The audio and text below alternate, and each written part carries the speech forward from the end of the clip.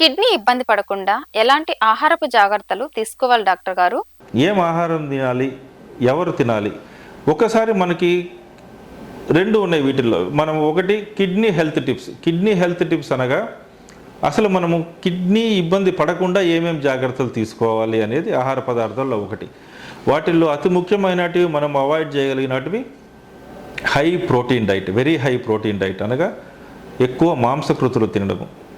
మాంసకృతులు ఎక్కువ తినే వాళ్ళలో అనగా నాన్ వెజిటేరియన్ డైట్ ఎక్కువ తినే వాళ్ళలో కిడ్నీ పైన ఎక్కువ ప్రోటీన్ లోడ్ పడుతుంది, ప్రోటీన్ భారం పడుతుంది. ప్రోటీన్ భారం పడ్డప్పుడు క్రమక్రమంగా ఫిల్ట్రేషన్ పాయింట్స్ దెబ్బతింటాయి.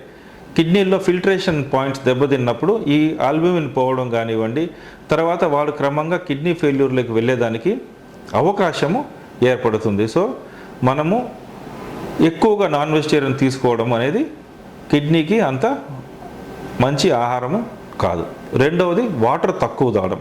కొంతమంది తెలిసో తెలియకనో వాటర్ చాలా తక్కువ తాగుతుంటారు.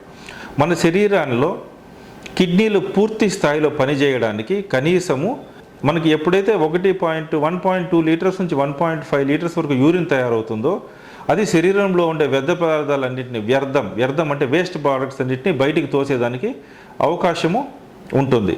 సో మనం అనగా కనీసం 2 నుంచి 3 లీటర్ల వరకు నీళ్లు తీసుకోవాల్సి ఉంటుంది. 2 నుంచి 3 లీటర్ల నీళ్లు తీసుకుంటే 1.5 లీటర్ వరకు మనకి యూరిన్ తయారయ్యి కిడ్నీలో ఉండే వ్యర్థ పదార్థాలన్నీ బయటికి పోయేదానికి అవకాశము ఉంటుంది. ఈ వాటర్ ఎంత తీసుకోవాలి అనేది కిడ్నీ ఫెయిల్యూర్ పేషెంట్స్లో డాక్టర్ పర్యవేక్షణలో మాత్రమే తీసుకోవాల్సి ఉంటుంది. వీళ్ళకి కిడ్నీ ఫెయిల్యూర్లో ఉన్న వాళ్ళు ఎక్కువ యూరిన్ తయారు చేయలేరు కాబట్టి ఎక్కువ మోతాదులో వాటర్ తీసుకోవడం అనేది మంచిది కాదు. వాళ్ళకి ఎంత వాటర్ తీసుకోవాలి, ఎంత యూరిన్ తయారవ్వాలి, ఏం మందులు వాడుతున్నాం అనేది నెఫ్రాలజిస్ట్ పర్యవేక్షణలో మాత్రమే మీరు తీసుకోవాల్సిన, కిడ్నీ డాక్టర్ పర్యవేక్షణలో తీసుకోవాల్సిన అవసరం ఏర్పడుతుంది.